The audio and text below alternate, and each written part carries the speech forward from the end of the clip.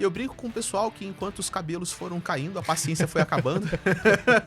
Foi ficando meio assim, sabe, cansado com aquela Aham. coisa do mundo tradicional, especialmente bastante assim desapontado com o mercado de software do mundo Web 2 tradicional, a Uhum. maneira como o software é desenvolvido, como os negócios são feitos, como as pessoas são contratadas. Rafael Castaneda, o Casta Cripto, de servidor público a CEO especialista em criptomoedas. E a gente entra nesse ciclo, cara, ainda mais maluco do que a gente estava no ciclo anterior, né? O aspecto degenerado que a gente fala, que é o de realmente pessoas colocarem quantidades absurdas de dinheiro em teses que não fazem pé nem cabeça de qualquer sentido e multiplicarem e girarem um capital absurdo em cima de um monte de maluquice, isso se agravou nesse ciclo. Uhum. E se agravou de uma forma assim absurda, cara. Fala pessoal, antes do podcast começar, só um recadinho.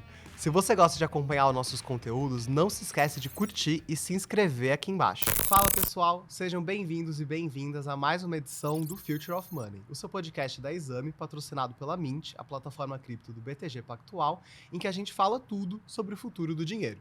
E hoje eu tô aqui com um convidado super especial, eu inclusive nem vou apresentar ele direito, porque quem acompanha cripto já sabe quem é, mas vou dizer apenas que é o Casta. Você começou como criador de um canal no YouTube, o Casta Cripto, e hoje você já tá como SEO, né? Tudo bom, Casta? Bom, tudo bom, querido? Primeiro, um prazer enorme estar aqui, deixar um abraço para você, para toda a turma do Future of Money, para a galera do Mint também, do BTG. Meu nome é Rafael Castaneda, né? O Casta Aham. é a abreviatura de Castaneda. Toda a minha vida profissional sempre foi assim, né? Eu entrava no emprego, aí o pessoal começava a me chamar de Castaneda. Não sei porque o pessoal gosta desse sobrenome, Aham. né? Aí Castaneda, Castaneda e começa a virar Casta. E diferentes empregos, em diferentes lugares, eu sempre terminava sendo chamado de Casta. Aí quando eu fui começar, né, a trabalhar com YouTube, virar Uhum. produtor de conteúdo, figura pública, eu falei, quer saber, eu já vou colocar o Casta logo, porque como é inevitável, né, eu já, Já pula etapa, já né? pulo etapas e já começo. Aí eu criei a figura do Casta Cripto, né, que é o Aham. produtor de conteúdo, né, mas Rafael Castaneda, Casta Cripto. E agora, nesse ano de 25, eu estou dando um passo além da produção de conteúdo e estou construindo, né, junto com a turma da Web3 Dev, que é uma turma bem forte também aqui no Brasil, Uhum. uma empresa nova, full Web3, para prestar serviços profissionais e trabalhar, né, num outro nível do mercado cripto. Porque minha leitura é que cripto é uma revolução tecnológica e é claro que isso envolve o varejo, envolve as pessoas, mas também Uhum. envolve as empresas, o setor público-privado. E minha ideia sempre foi me relacionar com todas as dimensões, né, que existem no mercado cripto. Ah, perfeito. E eu queria começar te perguntando como que você chegou e como você descobriu esse mercado, né? Você falou que você fez essa transição de virar um youtuber, você já fez isso pensando em cripto ou cripto veio depois? Como que foi? Eu de carreira sou engenheiro de software, né? Perfeito. Então eu me formei como mestre pelo Instituto Militar de Engenharia no Rio de Janeiro, Uhum. né, em sistemas e computação, e tive uma jornada de 20 anos como professor e pesquisador e Legal. consultor em software, CTO, tech lead, arquiteto de software. Uhum. E eu brinco com o pessoal que enquanto os cabelos foram caindo, a paciência foi acabando. Foi ficando meio assim, sabe, cansado com aquela Aham. coisa do mundo tradicional, especialmente bastante assim desapontado com o mercado de software do mundo Web 2 tradicional, a Uhum. maneira como o software é desenvolvido, como os negócios são feitos, como as pessoas são contratadas.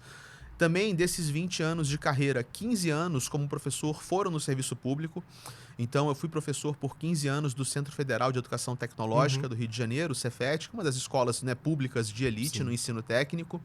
É muito legal, os alunos maravilhosos, os colegas também, professores maravilhosos, mas tem aquela coisa do serviço público, né? A progressão de carreira daquele jeito. Tem também a questão de você dar aula numa estrutura de faculdade, onde você tem uma matéria, cara, a cada 6 meses você começa tudo de novo. Então, Uhum. depois de, bota aí, 15 anos, né? São 30 turmas. Então, imagina você fazer a mesma matéria 30 vezes. Chega uma hora que você não aguenta mais, Cansa um como pouco, né? cansa, né? Então, eu estava já querendo alguma coisa que me permitisse mudar de carreira. Uhum. Não só pela perspectiva da realização profissional, mas também pela constatação de que o dinheiro fiduciário está fadado ao fracasso, né? Então, muita gente acha, né, da minha idade, né, as pessoas da minha idade, a geração millennial, eles foram educados pelos seus pais a acreditar que você faz um concurso público e acabou, Uhum. né? Concursados públicos se garantem pela vida inteira. É aquela pergunta de Natal, né? Ah, tá É, tendo um concurso, você não vai prestar? É o sonho da mãe, do pai, Aham. é ver o filho concursado, né? E o que eu percebi, cara, é que isso pode até ter sido verdade pros meus pais e pros meus avós, mas isso não é mais verdade. Uhum. Eu vou te dar um exemplo que foi o exemplo pra mim que foi a gota d'água, né? eu tenho lá um plano de saúde conveniado pelo Cefet. Até hoje eu posso manter esse plano, né? Mesmo exonerado, que eu já me exonerei do serviço público. Mas na época que eu estava lá dentro, eu tinha esse plano de saúde e eu tenho o reajuste do salário e tenho o reajuste do plano. Sim. Cara, o último grande reajuste que eu tive como servidor público no Cefet foi depois que teve aquela greve que paralisou a educação pública no Brasil por 2, 3 meses. Um negócio absurdo. Né? Eu tive que entrar na greve, porque quem decide não é só o sindicato que decide, e colocou, parou de ter aula. A gente ficou um papo de 3 meses ou mais com o ensino público paralisado no país inteiro, depois de anos sem reajuste de salário. Quando finalmente sai o reajuste, você sabe quanto é que foi? Não lembro. Não? Pois é. 8% parcelado em 4 anos, cara. Aí eu pensei, nossa, nós acabamos de paralisar o ensino público no país inteiro de uma vez só, 4 meses quase sem trabalhar, e quando a gente volta é para pegar 8% em 4 anos. Enquanto isso, no mesmo intervalo de tempo, sabe quanto é que é o reajuste de um ano daquele plano de saúde? Ah, muito mais. 25, 28%. Eu literalmente abri um Excel, eu coloquei o meu salário com essa projeção para o futuro e coloquei o plano de saúde. Ia chegar um momento no meu tempo de vida em que o meu salário não ia pagar nem aquele plano de saúde. Aí eu falei, tem uma coisa errada, cara. Essa conta não fecha mais. Então eu tenho que pular fora desse sistema enquanto ainda dá tempo. Sim. Não é mais verdade que o emprego público, pelo menos dessa categoria, te garante qualquer coisa na vida. Então juntou a fome com a vontade de comer e só faltava aparecer aquilo que eu queria fazer da vida. E aí foi que em 21 eu conheci cripto, eu sabia que cripto existia, mas eu nunca tinha parado para olhar. Em 21 eu parei para olhar. Infelizmente demorei mais do que eu gostaria, mas... Aquele arrependimento que todo mundo tem, né? Eu ouvi falar pela primeira vez em 2013, né, Nossa. cara? Aí desconsiderei, não olhei direito. Mas, nossa, se eu tivesse só olhado direito... Só olhado o white paper do Bitcoin, eu já tinha entrado naquela época, mas nem isso eu fiz, né? Se arrependimento matasse, né? Eu já tava morto algumas vidas já, né? Mas enfim. Aí em 21 eu falei, cara, isso é legal. Então, quero trabalhar com cripto. Passei o ano de 21 inteiro estudando. E acompanhando muito YouTube, produção de conteúdo, que é o que tem, né? Não tem formação profissional direito agora, tem porque a gente fez. Sim. Mas não tinha nada, tinha um monte de YouTube 2021... falando. Mato sem cachorro, né? Aí, chegou no final de 21, eu percebi que na parte técnica, tecnológica, eu já sabia mais do que todo mundo que eu seguia online. Não na parte de mercado, né, investimento, mas na parte de como funciona a tecnologia, eu falei, cara, eu sei mais do que todo mundo que eu sigo. pela sua formação, né? Você já tinha 20 anos de software, né? E minha tese de mestrado, a especialização tinha sistemas paralelos e distribuídos. Ah, olha que legal. E blockchain é isso, né? Sim. Blockchain é um sistema paralelo e distribuído. Então eu falei, cara, eu estudei blockchain sem saber o que era, né? Depois eu fui saber o que era. Então eu falei, legal, já sei bastante, agora eu preciso trabalhar. E aí eu falei, como é que eu vou começar, né? Eu vou começar colando com uma empresa maneira.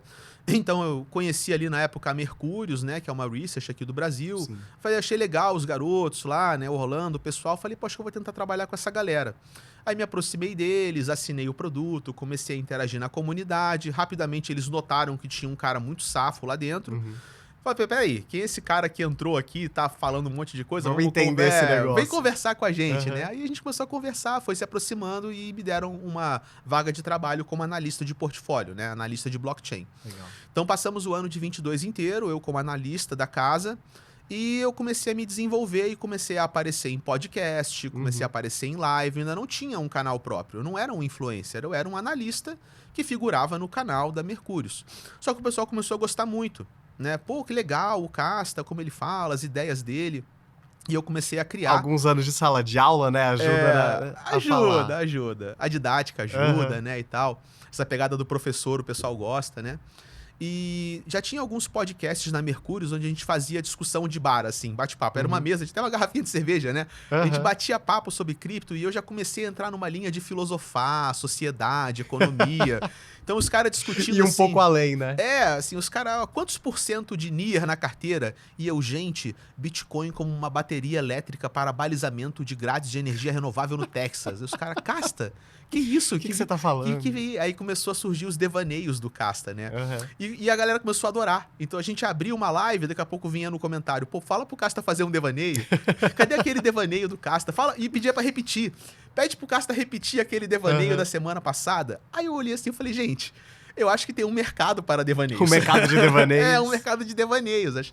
Eu acho que eu posso ser um filósofo cripto, né? Alguém que tem, não que trabalha numa carteira, mas alguém que tem uma voz e um impacto e se torna uma autoridade no mercado. E que acho que olha menos também pro curto prazo, né? Olhar a tecnologia mais esse longo prazo, né? É pro impacto final dela, né? Que não é gerar uma bolha especulatória, é transformar a sociedade. Sim. E isso não cabe dentro de um analista. Então eu conversei com a galera, a gente se dá super bem até hoje. Eu falei, gente, eu preciso abrir uma outra linha de trabalho, vou abrir um canal próprio. Já foi um outro salto de fé, né? O primeiro salto de fé foi me exonerar. Aliás, a minha mãe até hoje não sabe que eu sou exonerado, tu acredita? Se ela estiver vendo, vai descobrir agora. É, se ela não vê, cara, assim. Quando eu saí do serviço público, minha mãe falou, mas você saiu, filho, assim, já querendo chorar, né? Eu falei, não, mãe, fica tranquila, eu pedi licença não remunerada. Perfeito. Que são 3 anos, né? Mas eu me exonerei, eu não pedi licença nada, né? E os 3 anos vão acabar agora, então ela vai saber cedo ou tarde, Vai né? descobrir. Mas até hoje ela não sabe, acha que eu tô de licença apertadinha, não atormentar, né? Ela ficar com Que os minhoca olhos na não cabeça. veem, o É, coração não sente.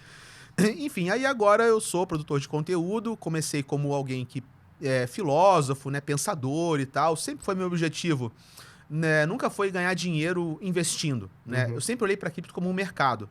E quando eu decidi virar a chave, até mesmo quando entrei na Mercúrio, já em 21, meu plano é, de alguma forma, eu tenho que me tornar uma autoridade nacional em até 3 anos. Esse era o plano master. Como eu fui ajeitando ao longo do caminho. Sim. Então, em 23, esse plano se reforça quando eu viro uma figura independente, abro o meu canal Casta Cripto e começo a fazer minhas lives, né? Então, 23 e 24, eu continuei construindo autoridade, né? Tô indo a vários eventos, todos os grandes eventos de cripto, fora os de Bitcoin maximalismo, que a gente não está muito bem, né? Eu tive presente como palestrante. É um público mais complexo. É um pessoal mais fechado, eles não gostam se você fala de forma abrangente e tal. Mas tirando isso, eu participei de todo o circuito de evento, de palestras, né, vários podcasts, consolidei muito essa autoridade e agora, na virada de 24 para 25, teve a ideia de, cara, agora vamos colocar mais ainda a mão na massa, né? Eu já coloco, eu tenho projetos, eu pego grants, eu toco experimentos socioeconômicos e agora tem uma empresa, né, e eu fico como CEO dessa empresa, tem várias pessoas muito fortes envolvidas, em parceria com a turma da Web3Dev, até um abração para eles aí que podem estar assistindo, para realmente virar agora um empreendedor full-time em cripto, além de uma figura influente do mercado, né? Perfeito. Uma jornada interessante aí. Muito interessante. Acho que é uma jornada, como você falou, bastante ousada, né? Porque você sai de uma estabilidade para uma instabilidade, né? Mas eu queria te perguntar, você falou muito dessa questão dos devaneios, né? Teve algum devaneio que você lembra, assim, que se realizou, que tá perto de se realizar? Ou a gente ainda não tá num ponto em que esses grandes devaneios podem se tornar uma realidade, né, em cripto? Cara, a gente tem uma coleção. É? Eu brinco que são as profecias do Casta, cara. Assim, em 22, por exemplo, eu já falei que teriam protocolos de DeFi que iriam adotar a regulação por livre e espontânea vontade. A galera, que absurdo! DeFi é pra você fugir do governo. Vai contra o ethos. É, vai contra o ethos. Eu falei, gente, esquece. Regulação dá dinheiro. O grande dinheiro é regulado. Esses protocolos alguns deles vão começar a flertar com o governo, vão flertar com as empresas e vão obedecer à regulação proativamente, porque DeFi é software. Se você quer obedecer à regulação, você pega a lei e coloca a lei no contrato inteligente e pronto, você está compliance. Essa se realizou. Né? Eu também falei, por exemplo, já em 21, que uma estratégia que a Ethereum tinha de escalabilidade, que era o shardings, não ia funcionar. Que eles iam ter que migrar. Cara, deu 2 meses, os caras anunciaram que iam migrar. Então tem toda uma coleção, né? Porque esses devaneios, eles são assim, olhar para a parada e falar, isso faz ou não faz sentido? Especialmente usando a bagagem de software, agora o conhecimento de mercado. Então, tem várias que vão acontecendo. A mais recente foi quando eu fiz uma live questionando a Ethereum, né? Criticando algumas coisas na Ethereum. E eu falei assim, gente, a Ethereum não está passando por um bom momento. Ela tinha uma visão em 22, essa visão não hoje tá aquém do que eles queriam em 24, e eu não acho que vai demorar até o Vitalik falar alguma coisa ou a Ethereum Foundation falar alguma coisa e tomar uma atitude. Cara, passou 3 dias, o Vitalik fez um post no Twitter, assim. Tava te acompanhando. Foi isso que eu falei, pô, o Vitalik tá assistindo o Casta, não é possível, cara. O cara se antecipou 2 vezes. Então, mais do que devaneio, né, cara, é a gente procurar insights sobre o rumo que esse mercado tá tomando. E tem muita coisa que realmente a gente brinca, assim, fala e acontece, entendeu? É bem legal. E teve algum que depois você olhou pra trás e falou, esse realmente foi um devaneio, ou não? Assim, tem alguns que podem se realizar no futuro, né? Aham. Mas, por exemplo, tem alguns que dão errado. Eu tinha uma tese bem forte para as segundas camadas, né? Eu acreditava que as segundas camadas iam dar mais certo do que elas deram. E isso se mostrou completamente infundado, né? As segundas Sim. camadas, elas, em muitos aspectos, elas cresceram, claro, tem dinheiro, mas na visão original dela, elas se deterioraram, né? Do que elas Uhum. deveriam ser e de como é que elas deveriam estar amadurecendo. Então, essa foi um devaneio e uma aposta que não se mostrou muito boa. Aí você faz o quê? Reavalia, pô, o Sim, que que eu não enxerguei antes que eu tenho que enxergar agora. A gente vai também amadurecendo. total. Né? Não é mãe de Ná também não, né, cara? A gente Quem dera, né, se quem fosse. dera. Que aí eu já Ia pegava estar numa moedinha. ilha no Caribe, não Só ia estar caçando aqui. gema, né? Então tem horas que a gente acerta, horas que a gente erra. As duas Claro. coisas acontecem. Perfeito. E eu queria até aproveitar para te perguntar hoje qual é a sua avaliação do ecossistema, né, de cripto. A gente teve um 2024 muito positivo em termos de adoção institucional, Bitcoin, etc. Acho que todo mundo que está vendo aqui já sabe disso. Mas a gente também tem um ecossistema hoje cheio de redes de segunda camada, terceira camada, cada projeto lançando seu próprio token, uma explosão mesmo de coisas, né? Como que você está avaliando esse ecossistema de cripto hoje em dia? Essa talvez seja uma outra coisa que eu não enxerguei direito, tá? Quando a gente acabou o último ciclo, ou seja, o pico do nosso último ciclo foi novembro de 21, aí a gente entra no bear market, final de 21, 22 é queda, 23 começa um respiro. Sim. Nessa transição do último ciclo para o ciclo atual, eu tive, coitado, inocente, né, cara? Eu inocentemente, ingênuo, né, bebezinho, pensei, nossa, eu acho que a gente vai amadurecer. Eu acho que realmente a gente vai entender, cara, o que que é especulação, o que que é construção, o que que é valor real. E a gente entra nesse ciclo, cara, ainda mais maluco do que a gente estava no ciclo anterior, né? O aspecto degenerado que a gente fala, que é o de realmente pessoas colocarem quantidades absurdas de dinheiro em teses que não fazem pé nem cabeça de qualquer sentido e multiplicarem e girarem um capital absurdo em cima de um monte de maluquice, isso se agravou nesse ciclo. Uhum. E se agravou de uma forma, assim, absurda, cara. A gente tem o fenômeno do Pump Fund lá, que é os memecoins na Solana, mais de 3 milhões de tokens de Muita memecoin. coisa. 3 milhões de tokens. É. Não é de unidades, é 3 milhões de tokens, cada um com bilhões ou trilhões de unidades de si mesmos. Uhum. E isso pra mim me pegou de surpresa. Eu falei, cara, realmente a gente não aprende, né? Então, minha leitura é que tá tendo um racha no mercado cripto. Você tem, na superfície do mercado cripto, essa sanha, essa mania especulatória, Uhum. que ela vem com a alta e ela se agrava com a alta, mas você tem nos bastidores aqueles construtores que estão evoluindo. E nessa parte é legal, porque as aplicações estão chegando cada vez mais perto na ponta final. Sim. Nós temos hoje funcionando em real tokenização de dívida. Temos alguns projetos legais no Brasil onde você, pessoa física, via um projeto cripto, tem acesso a um precatório. E você pode comprar uma cota daquele precatório, antecipar um recebível e pegar a diferença dos juros. Uhum. Você não tem acesso a isso no mercado financeiro Sim. tradicional, né? As soluções de DeFi estão amadurecendo, as soluções de infraestrutura descentralizada estão amadurecendo, né? O contato regulatório, especialmente agora com a vitória do Trump e um governo pró-cripto, vai amadurecer. Então, o que eu estou fazendo, especialmente quando eu me torno CEO e abro uma empresa, é falar, cara, sinto muito, eu não vou ficar navegando no barco dessa insanidade. Uhum. Que a insanidade sirva para atrair atenção, sirva, mas eu vou focar naquilo que realmente faz sentido. Sim. E é aquilo também, às vezes atrai atenção, mas às vezes não é do jeito positivo, né, pro setor. Assim, fale mal, mas fale de mim, né? Que seja, Aham. né? É um tipo de marketing doentio, que seja. Eu tento nem julgar o mérito, né? Mas eu, pessoalmente, escolho, independente disso ser benéfico ou não, eu vou focar naquilo que eu creio que é benéfico, que é a construção de longo prazo. E o paralelo que eu faço é muito um paralelo com a internet. Uhum. Quando que a gente começa a falar de internet? É nos anos 90, na bolha.com. Sim. Para muita gente, internet nos anos 90 não era acessar a internet, era comprar e vender ações.com, Uhum. né? E tem, inclusive, uma vez eu estava vendo, eu salvei até, né? Uma das empresas que foram icônicas na era da bolha.com era uma empresa chamada pet.com. Ah, sim. Talvez você lembre dessa empresa, pet.com. E eu tenho até hoje, cara, um comercial de televisão dos anos 90 sobre essa empresa. Uhum. Eu juro pra você, o comercial é assim. Começa uma van, aquela van da carrocinha que remove os Sim. cachorros. Aí tem o cara dirigindo a van e na janela sobe uma marionete de cachorro. Tipo um Muppet Baby, assim, Uhum. velho. E é um cachorro de marionete, aí ele começa a dançar na câmera, aí vem uma ração, o cachorrinho come a ração, aí ele dança, aí começa a voar pela tela assim, ó, pet.com, pet.com, pet.com, e acaba o comercial. É isso. É isso. O que essa empresa faz? Sei lá. O que ela vende? Sei lá.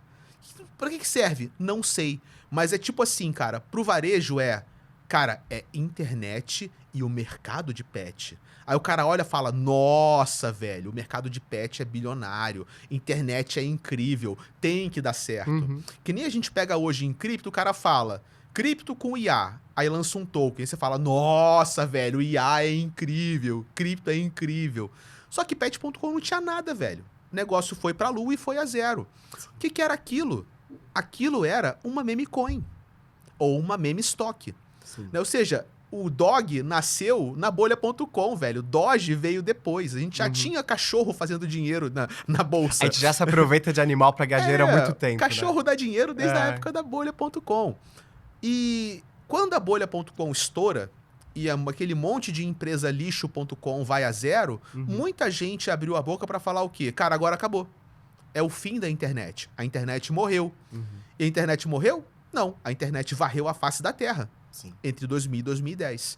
Então eu acredito que a gente vive hoje a mesma coisa em cripto. Nós estamos no meio de uma bolha cripto.com.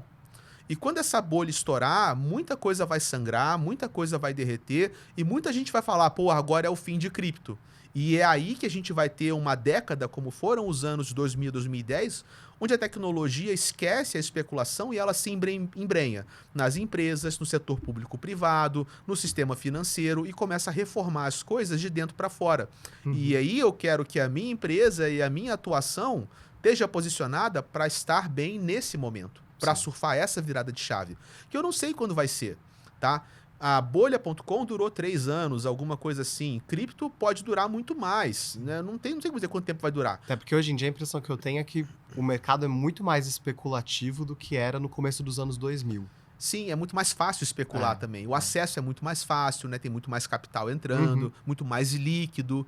Então pode ser que dure muito tempo. Mas eu entendo que, cara, vai chegar uma hora que a gente vai ter que ser confrontado com a realidade. O que realmente agrega valor para a sociedade? Especialmente porque a gente vive numa era que é uma era turbulenta. Eu não sei se as pessoas que estão em cripto estão olhando para fora da janela, mas a gente olhar para fora da janela, você vai ver o quê? Crise global de inflação, crise de imigração, crise de polarização política, crise ambiental. Cara, assim, esse negócio e esse nosso arranjo, né, que é o arranjo contemporâneo, ele vai dar uma quebrada forte em algum momento nos próximos anos. E aí você vai ter que começar a levar o dinheiro, que nada mais é do que o tempo e a atenção e o esforço das pessoas, para aquilo que é necessário para reconstruir, para sobreviver e para tocar as coisas adiante. Então, se tudo que você tem para apresentar criei um token de cachorro que não faz nada, versus, cara, eu consigo tornar um sistema econômico mais eficiente e economizar dinheiro e dar liquidez, fazendo tecnologia de verdade, você vai ter que ir para quem faz a coisa de verdade, sacou? Perfeito. E eu queria te aproveitar na esteira disso e te perguntar o que o blockchain tem enquanto tecnologia de características que permitem a gente traçar esse paralelo de internet, né? Tanto de vantagens quanto de potencial, né? De ter a mesma escala da internet. Muita gente não vai gostar da resposta que eu vou te dar, tá? Porque quando você faz essa pergunta, é natural que os amantes de cripto já falem de primeira, assim, sem nem pensar. Blockchain traz descentralização. Sim.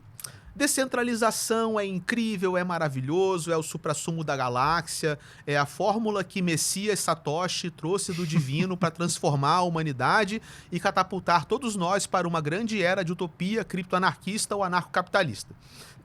Cara, não é assim que eu enxergo, tá? Decepcionando muitas pessoas, eu sinto muito para quem ficar decepcionado com essa resposta, mas a grande sacada de blockchain não é descentralização, é padronização e automação, ok? É você pegar e fazer pelo fluxo da informação, o que a internet fez pelo fluxo da informação, blockchain fazer com o fluxo contábil, com o fluxo do dinheiro. Qual é a grande sacada da internet, cara? É que tudo é TCP/IP. Então, se você pegava antigamente todas as grandes estruturas midiáticas de propagação de sinal analógico, cara, é um monte de conversão, um monte de padrão maluco, um monte de etapa para transformar o sinal de um jeito para o outro. A internet chega e fala, cara, esquece. Vamos montar uma rede global de informação que compreende vídeo, áudio, texto, qualquer coisa que possa ser digitalizada, e vamos criar um único padrão para que tudo possa trafegar. Então, para que esse podcast seja transmitido, TCP/IP. Quando você abre o G1, TCP/IP. Quando você manda uma mensagem de WhatsApp, até quando você liga para alguém na telefonia normal, esquece, a telefonia normal agora, ela usa a infraestrutura da internet, ela usa TCP/IP. Então, qual que é a grande sacada? Se você padroniza e todos usam o mesmo padrão, o grau de eficiência que você traz, ele é inestimável, ele é incalculável, ele é exponencial. Quando a gente pega hoje o sistema financeiro, ele é um caos, meu irmão. São sistemas em COBOL, que tem 1 ou 2 programadores jurássicos que conseguem manter esse troço funcionando. Cada banco tem o seu próprio sistema maluco. As integrações entre o banco são um caos, até que veio o Pix, que é uma integração proposta pelo Banco Central, que resolve pelo menos a troca de valor entre conta corrente aqui dentro, mas que quando você vai para fora, você vai encarar um sistema SWIFT, que é hoje, né, o grande meio de liquidação transfronteiriço global. O sistema é um lixo para os padrões de hoje, ele demora horrores, você passa uma transação pelo balancete de 7 bancos diferentes, e todos esses caras têm que ter consistência entre si, o negócio é caro, o negócio é lento, o negócio não liquida. A gente tem um sistema de bolsa de valores que funciona no horário do pregão, sendo que o mundo é globalizado 24/7 e uma parada que acontece na China impacta uma empresa brasileira e você não consegue negociar no intervalo porque aconteceu quando o pregão está fechado. E aí você fala de blockchain como um sistema operacional financeiro, onde você automatiza tudo num único patamar que a gente chama do contrato inteligente. Então tudo é contrato inteligente. O banco é um contrato inteligente, a bolsa é um contrato inteligente, uma financeira, uma seguradora, tudo isso vira contrato inteligente. Então a liquidação e o fluxo do valor e da estratégia de liquidação contábil entre todos os participantes do mercado, ele é reduzido por uma ordem de grandeza incalculável. E o resultado final é o quê? Eficiência econômica. Então, blockchain é legal, descentralização? Claro que é legal. Mas a grande sacada de cripto é eficiência econômica. Né? É por isso que a gente tem esse apelo, especialmente quando a gente fala de contrato inteligente, de aplicativos, para trazer isso para o mundo tradicional. Perfeito. E eu queria te perguntar, até fazer um pouquinho o advogado do diabo, você comentou da questão do Pix, por exemplo, né? Que foi um sistema que conseguiu fazer essa integração, essa interoperabilidade entre os bancos. Por que, então, a gente não aproveitar esse sistema do Pix, vamos dizer assim? Acho que você vai entender o que eu estou perguntando, ao invés de precisar usar blockchain, né? Por que blockchain é melhor nesse sentido? A gente já não conseguiria ter essa integração sem precisar de blockchain? É porque o Pix, nesse caso, ele apenas faz a liquidação da transferência do dinheiro. Ou seja, o Pix não é programável. Do mesmo jeito que o Bitcoin também não é programável. Talvez o real Pix seja uma coisa mais parecida com o Bitcoin. Né? E o Drex, uma coisa mais parecida com a Ethereum. Então, o Drex não é uma coisa diferente do Pix. Para mim, o Drex é a evolução natural do Pix. É o Pix com esteroides, é o Pix com programabilidade. E aí sim, cara, qual é o primeiro experimento do nosso projeto piloto do Banco Central? É fazer a tokenização dos títulos de dívida. Sim. É você operar títulos de dívida como contratos inteligentes da mesma tecnologia que opera a liquidação da moeda na conta corrente de cada participante, seja ele pessoa física ou pessoa jurídica. Por que não usar isso e por que usar o mundo descentralizado? Aí você não entra mais numa discussão tecnológica, você entra numa discussão socioeconômica. Por quê? Se o Drex usar a mesma tecnologia que a Ethereum, então eu posso pegar uma Uniswap, como ela existe na Ethereum, refazer ela no Drex, só que coloco as ações da B3 lá dentro e boto uma bolsa com mais econômica e mais fácil de operar. Pego os títulos de dívida do governo, coloco nessa blockchain. Aí a questão é uma questão socioeconômica. Em qual economia você está participando? Nós todos somos, voluntária ou involuntariamente, participantes da economia do real, que é uma economia baseada numa moeda fiduciária. Na verdade, todo o nosso mundo, ele é um mundo que vive uma grande economia global fiduciária. Sim. Para quem não sabe e fala assim, cripto não tem lastro, Bitcoin não tem lastro, né? Tipo, na verdade, nada tem lastro, né? Sim. Tem muita gente que acha que real tem lastro no ouro, que dólar tem lastro no ouro. Um negócio que já foi abandonado há muito tempo, né? Foi abandonado em 1971 pelo presidente Nixon, né? Então, nós vivemos num mundo que não é normal. O que nós vivemos hoje é, na verdade, em termos históricos, a gente vive numa era em termos de uma grande aberração econômica. O que nós vivemos é aberrante. É um sistema global onde cada país tem seu próprio dinheiro de banco imobiliário. Ele pode imprimir esse dinheiro infinitamente, ou seja, fazer expansão de base monetária. Ele coloca um teto. Quando o teto é atingido, ele aumenta o teto. Ele é um sistema quase imaginário, né? Se a gente para pra pensar. Ele é imaginário, né? A palavra fiat vem do latim, que significa aquilo que é porque é, ou aquilo que é porque nós acreditamos que seja. Uhum. Então, é um dinheiro que só existe pela força de lei do governo. Então, quando você participa no Drex, você pode estar usando tecnologia blockchain, mas socioeconomicamente você está engajando na economia fiduciária do real. Sim. E isso tem o seu preço. Né? Como eu também considero que engajar na economia fiduciária do dólar também tem o seu preço. Quando a gente fala de Bitcoin e de outras criptos, a gente fala de outras propostas que talvez sejam mais ou menos refém ou tenham pelo menos uma descorrelação com o poder de compra da sua moeda fiduciária. Uhum. E é aí que você começa a falar de tomar uma decisão que não é puramente tecnológica, mas uma decisão socioeconômica. Sim. Né? Perfeito. Eu queria aproveitar também para te perguntar, talvez até entrar um pouquinho em devaneios aqui, mas toda vez que a gente fala da história da internet, eu acho que é um paralelo muito bom com o cripto, não só pela questão do mercado, da tecnologia, mas a internet ela também começou com uma proposta muito de descentralização, né? E a gente sabe que a internet que a gente tem hoje, ela não é uma internet descentralizada, ela é uma internet bastante centralizada, né? A gente tem plataformas digitais e a gente basicamente está na internet por meio dessas plataformas. Você acha que cripto tem uma tendência também a essa centralização? Porque o ethos descentralizado no discurso também existiu na internet. Você acha que a gente também pode caminhar para isso ou não, pensando em futuro do setor? Acho que pode, tá, cara? E eu acho que a gente tem indícios de que vai, né? A questão da descentralização, ela é... Eu sei que o pessoal gosta de colocar preto no branco, né? Uhum. É ou não é descentralizado? Sim. Mas é ambíguo. Por exemplo, o YouTube é uma plataforma centralizada? Ele é, né? Se a YouTube quiser cortar um conteúdo e Sim. não dar satisfação pra ninguém, ela corta. Mas, ao mesmo tempo, dentro de certo esforço, você consegue criar o seu canal e fazer seu conteúdo Uhum. sem pedir permissão pra ninguém? Uhum.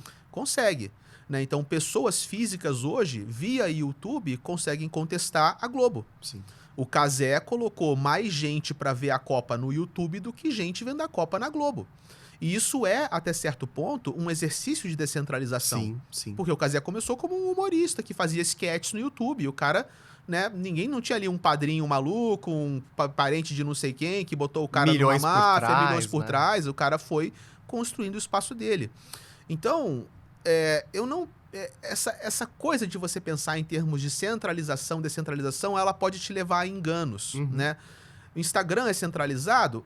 Mas quantas pessoas também não crescem com o seu perfil de Instagram, vendem seu infoproduto, fazem uma afiliação e ganham dinheiro sem serem refém de um chefe de uma empresa que prende o cara numa CLT e ameaça o cara e o cara não pode ser demitido, não consegue pagar as contas. Então, existem maneiras e maneiras de se encarar centralização versus descentralização. Uhum.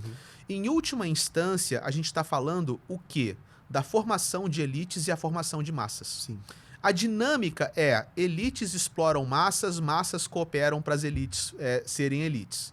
E sempre que tem uma revolução tecnológica, o que você contesta é a quantidade de poder concentrado na mão de uma elite e a quantidade de poder que você devolve para a massa.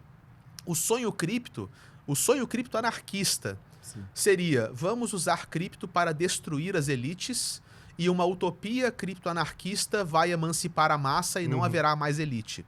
Isso não é uma questão tecnológica, isso é uma questão humana. Sim. Pode ser que seres humanos não consigam fazer isso. Né? No livro, tem um livro muito bom de um historiador econômico chamado Neil Ferguson. Uhum. Esse livro chama-se A Praça e a Torre. e esse livro narra ao longo da história as dinâmicas entre formação de elite e a massa, né?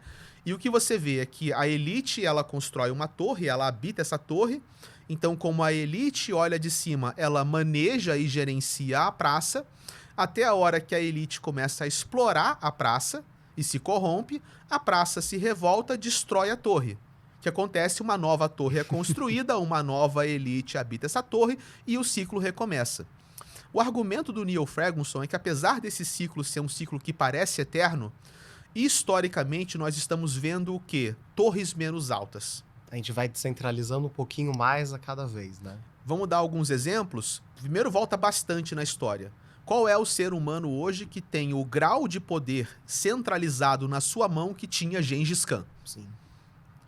Tem pessoas muito poderosas no mundo, bilionários, maléficos, que moram com os reptilianos no porão da Casa Branca, tramando a nova ordem global e o grande reset, ok. Mas tu não tem mais um Gengis Khan, cara, que o cara sozinho domina metade do mundo conhecido. Sim.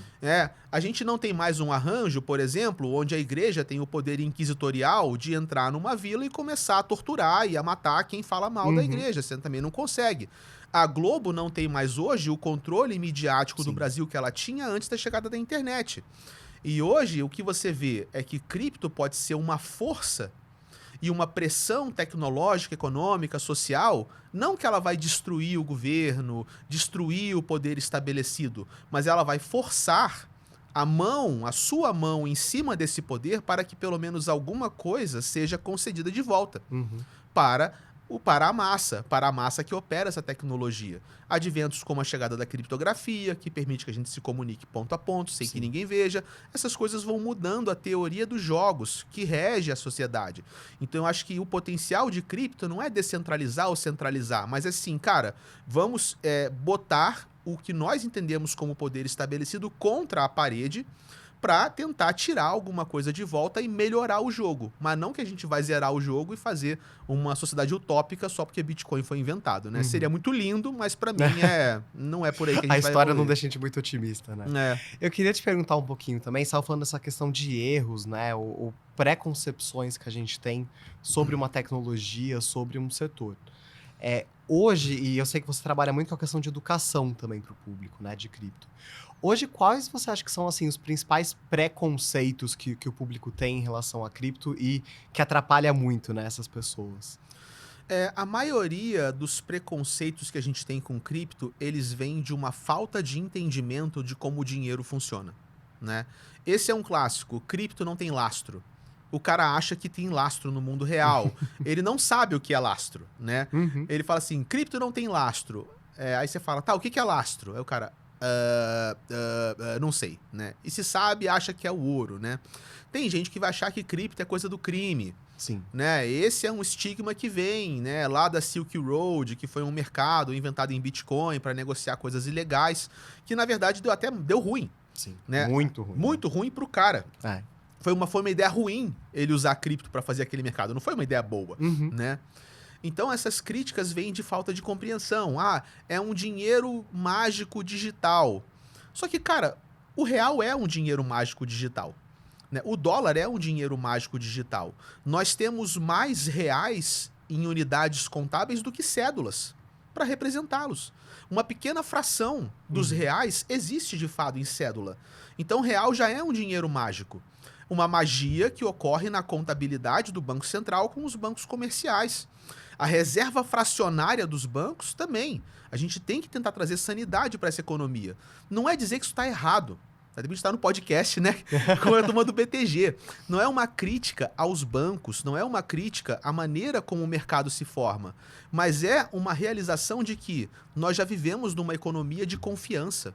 Nós vivemos numa economia onde o dinheiro não é mais um material de valor intrínseco, como eram as primeiras formas de dinheiro. Sim. O dinheiro é um instrumento imaginário, tornado legal pela força de lei do governo, regulado pela política monetária, dado o monopólio do Banco Central e articulado na sociedade pelos bancos comerciais. Sim.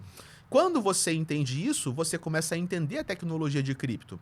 E como eu falei, não se trata de usar cripto para destruir essa estrutura. Se trata de usar cripto para mostrar para essa estrutura outras maneiras de conduzir as coisas. E que é uma tecnologia de confiança, né? Se a gente para pensar o que é o blockchain, ele é uma tecnologia que dá mais confiança e que parte da confiança também, né? Sim, e porque dinheiro também é confiança, né?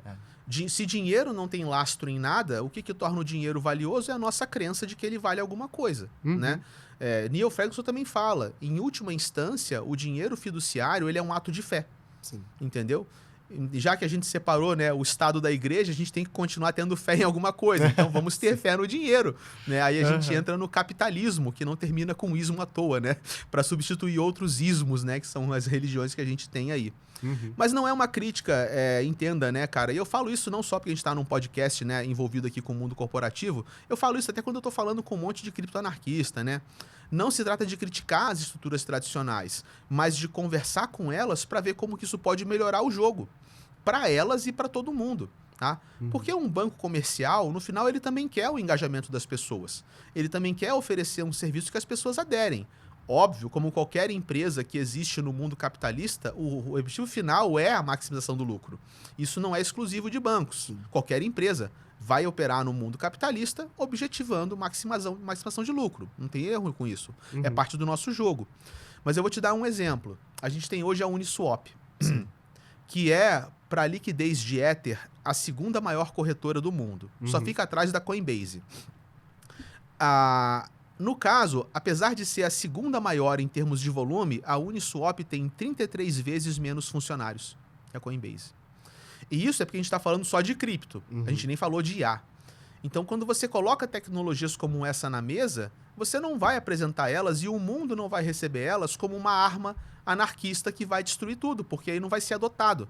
Você vai apresentar para os bancos, para as empresas, para o setor público, para as contas públicas, para a auditoria pública, essa tecnologia, para o Banco Central, que está amarradão nessa tecnologia, fala, olha só, isso aqui se trata de automação e eficiência financeira. E se nós implantamos isso, a gente pode fazer uma sociedade mais próspera, mais sustentável e, idealmente, que a consequência disso, mesmo que não seja o primeiro motor de atração, que a consequência final seja uma sociedade mais justa. Esse, pelo menos, é o ideal que eu consigo enxergar para a gente tentar perseguir. Que aconteceu com a internet, né? É um paralelo... Foi o exemplo que a gente deu, né? As Big Techs são maléficas? São, mas, cara, você prefere viver num mundo sem YouTube? E você depender de uma grande mídia para poder colocar sua cara em algum lugar? Não, você não preferiria, entendeu? E se preferência não tinha feito o sucesso que faz, né? Exatamente. Enfim. A gente está chegando numa parte que é a nossa pergunta do patrocinador, que é a Mint, a plataforma cripto do BTG. E eu queria, né, a pergunta voltada muito para o momento do mercado, né? A gente estava em um momento de muita euforia, acho que de muita fé, inclusive, pós a eleição de Trump, um mercado muito agitado, muito eufórico. A gente está com um mercado que começou 2025 um pouco mais, acho que mais frio, um pouco mais, né, revendo um pouco as coisas. Qual a sua expectativa para 2025 e o que você acha que é importante para quem investe mesmo no mercado ficar de olho, né, agora? Show de bola. Primeiro, dar um abraço para a turma da Mint, né? Eles são queridões, conheço boa parte do time lá, dá um salve para eles. A gente depois encontra com eles aí, dá um abraço neles lá. Para 25, cara, eu vou dar até um insight aqui de portfólio, né? Como eu tô amadurecendo o meu portfólio. A gente tá num ano, se você para pensar nos ciclos de cripto, esse seria o ano. Tipo, o cara. Né? Então, se ciclos se repetem e se a história rima, esse é o ano. Então, esse é o ano em que Bitcoin vai perseguir a sua máxima histórica dourada, né, desse ciclo. Historicamente, nas duas últimas ocasiões, o Bitcoin encontrou a sua máxima histórica aproximadamente 520 dias depois do halving. Se a gente colocar isso em termos atuais, estamos falando de setembro. Terceiro quarter, que seja. Então, em algum momento do terceiro quarter desse ano, é possível que nosso ciclo atinja o seu ápice. Depois, o mercado vai ficar num estado de, cara, e agora? Agora vai virar... São duas coisas. Ou vai virar o bear market, ou vai ter o tal do super ciclo, onde não tem bear market e vai embora de vez. Está sendo aguardado há um bom tempo. A gente achou que ia ter no último, no penúltimo, e não teve. Mas vai que dessa vez tem. A gente não pode descartar. Sim. Né? O que é certo é que existe um otimismo estrutural do mercado. E esse otimismo estrutural até o final desse ano é uma boa receita para ele subir. O que precisa disso? Liquidez, um bom cenário macroeconômico, talvez um Trump ali aliviando a regulação. Então a gente está numa visão legal para 25. É claro que quanto mais perto do final de 25, mais incerto fica. Então eu estou organizando minha alocação em Bitcoin como um ativo, blue chips de cripto, para mim que são criptos estabelecidas, e depois maluquice e altcoin. Então, qual é a minha noção? Bitcoin, eu não pretendo mais vender. Eu não estou mais inclinado a vender Bitcoin. Então, eu tenho uma parcela de Bitcoin na minha carteira que não é uma questão de ciclo. É uma questão de, cara, eu quero acumular Bitcoins para daqui a 5, 10, 15, 20 anos, para quando eu tiver já no final da minha vida, meus filhos, meus netos, eu tenho Bitcoin. Bitcoin Esse foco bem no longo prazo. É que nem, tipo assim, ouro, terreno, é uma parada que eu estou construindo como patrimônio. Não é para fazer um trade de 3 anos, de 4 anos. Blue chips, ok? Para mim, caras como Ethereum, como Solana, entendeu? São blue chips. Esses caras, eu posso reduzir a exposição deles mais pro final do ciclo para fazer caixa. Mas enquanto eu não tiver certeza se a gente vai virar um bear market ou um super ciclo, eu continuaria com eles na carteira. Agora, maluquice, altcoin, memecoin, degeneração, quando a gente começar a se aproximar do final do ciclo, eu vou começar realmente a liquidar da carteira e vou fazer caixa, né? Então, dependendo daquilo que você está comprando, a minha leitura é, você tem que ter mais ou menos cuidado com o final do ciclo. Essa é a maneira com a qual eu vou abordar o problema. E além da questão temporal, também tem uma questão de valor, né? 100 mil era um marco histórico. Sim. E a gente bateu esse marco histórico. As projeções conservadoras de topo desse ciclo cravam em 120. As mais otimistas em 200 a 250. Então, cara, eu considero que se a gente tiver um ciclo que sobe esse ano ainda, onde que ele vai subir, o Bitcoin? Alguma coisa entre 120 e 250. Mais que isso é tiro na lua. É uau, caraca, superou as expectativas. Menos que isso quebrou o ciclo, na minha visão. Se nós não batermos 120 esse ano, eu vou chegar à conclusão de que o ciclo não funciona. Cara, quebrou o ciclo e temos que aprender a olhar o mercado por outro ângulo. Talvez seja algum problema, né? Que não... algum problema, alguma assim... É porque... Não tá tendo a adoção esperada. Aí tem que olhar. É porque a teoria do ciclo é que o ciclo é infalível. Né? Então, na teoria do ciclo, não importa o governo americano, não importa os juros, não importa o payroll. Externalidades. A externalidade é barulho e o ciclo é absoluto. O ciclo é divino. Então, esse ciclo mágico, se a gente não bater 120 até setembro, eu vou considerar que ele está quebrado. E a gente vai ter que reavaliar esse ciclo. Então, isso eu considero que é uma exceção. O cenário mais provável para mim é a gente bater alguma coisa entre 120 e 250 até o final do ano. Sim. Meu plano, eu faço uma gestão de carteira 80-20. 80% alocado no risco, 20% stablecoin. Então, o SDT, o SDC e Pax Gold, né? Um pouco de ouro também, que eu considero o ouro como caixa. Se a gente bater 120, eu vou começar a mexer na proporção. 80-20 vira 70-30. Bota dinheiro no caixa. Cara, bateu 120 e foi para 150. Legal. Agora eu faço 60-40. Porra, bateu 200 mil. Esquece, meio a meio.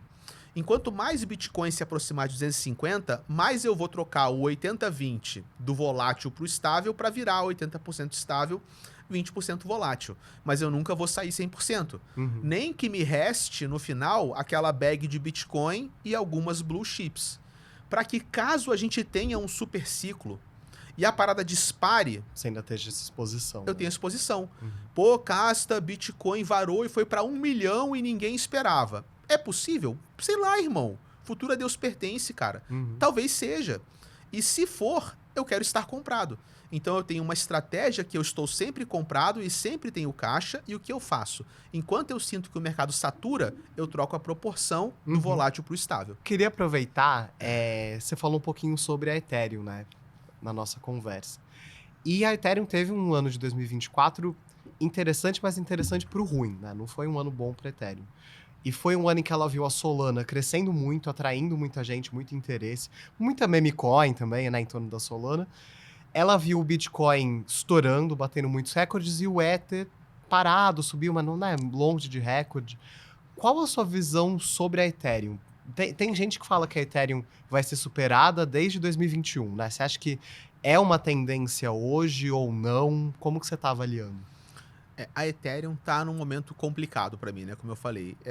Eles não souberam, eles não conseguiram evoluir da forma como eles idealizaram. E é óbvio que isso tá claro para qualquer um que entende o mercado. Né? Para quem não entende, não tá claro, mas para quem não entende, o cara compra. Nunca vai estar claro. O cara compra cachorro de chapéu, é outra Aham. parada, né, velho? Então, Ethereum sofreu o preço de não evoluir da forma planejada.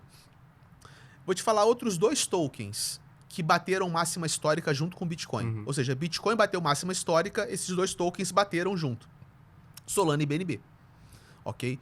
São projetos super consolidados, né? São mais centralizados, tem gente que torce o nariz, mas em termos de performance e de preço de tela, eles não esperaram uma out-season. Sim. Eles não esperaram a dominância do Bitcoin cair. Eles foram junto com o Bitcoin. Bitcoin perseguiu a máxima, Solana perseguiu a máxima, BNB perseguiu a máxima. Todo mundo juntinho. Isso quer dizer o que para mim? Que esses caras não são mais altcoins.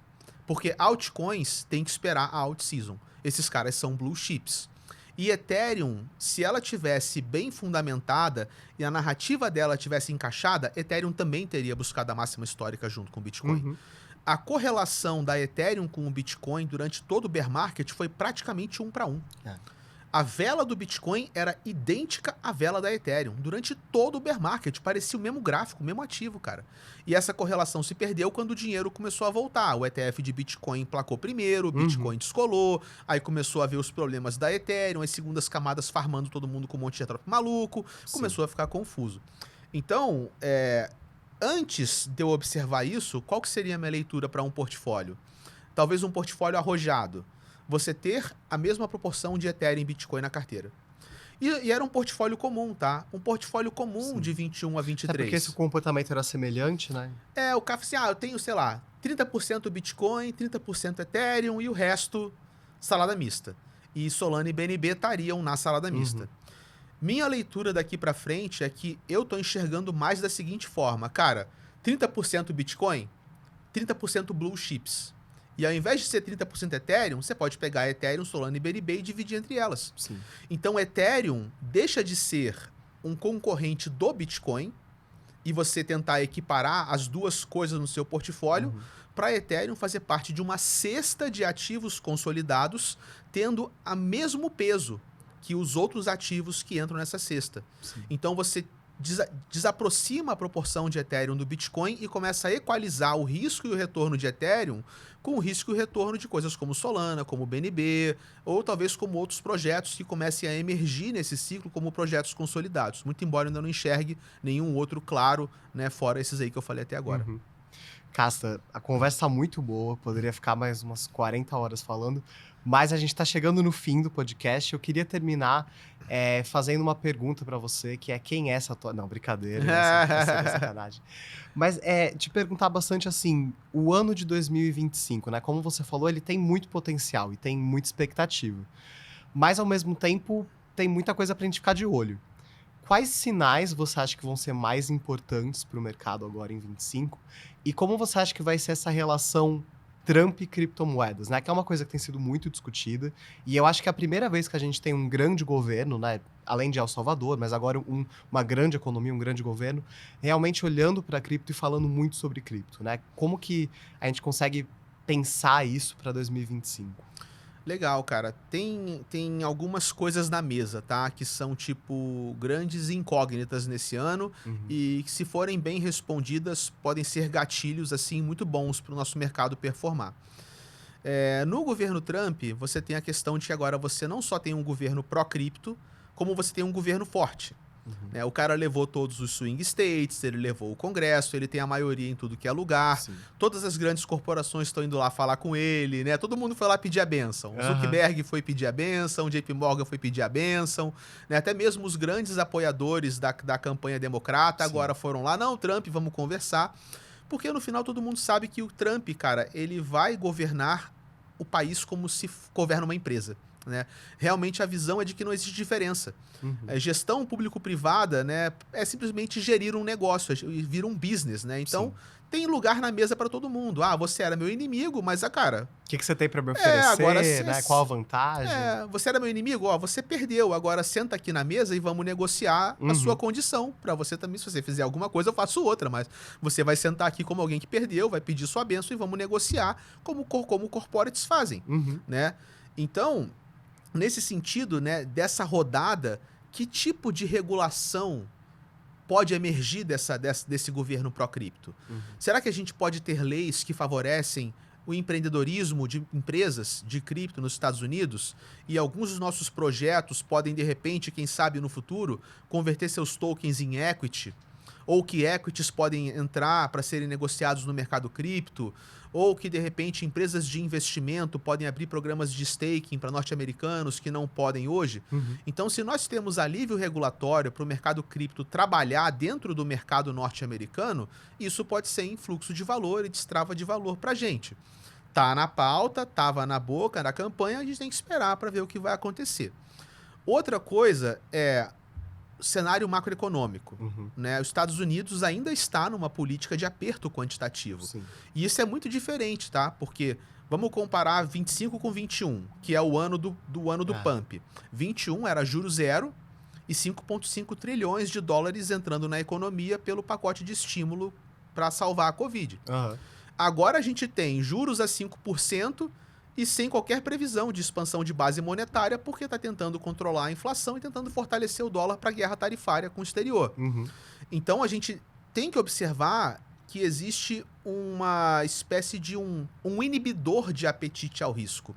O cenário macroeconômico atual e a decisão de fortalecer o dólar com a política monetária do Fed é uma decisão que tira o apetite do risco. E caso alguma coisa aconteça em que haja uma reversão, o tal do pivô do Fed, e o Banco Central norte-americano reverta de uma política de aperto para uma política de alívio quantitativo ou de expansão de oferta monetária, por algum motivo, sei lá, um monte de banco faliu em massa e tem que resgatar os bancos, né? O negócio lá das queimadas, fazer um pacote para restaurar, foi a Califórnia, não foi? Foi. Que pegou fogo e tal. Qualquer coisa que aconteça que haja liquidez grátis, né, que a expansão de oferta monetária é dinheiro grátis entrando no mercado, isso pode favorecer o apetite ao risco, e agora com instrumentos como ETF, BlackRock cantando o ouro digital em cima do Bitcoin, parte desse dinheiro vai acabar entrando no Bitcoin, e se o Bitcoin cresce, o mercado cripto cresce junto, né? Então esses são os dois principais fatores, e o terceiro fator é o fator geopolítico.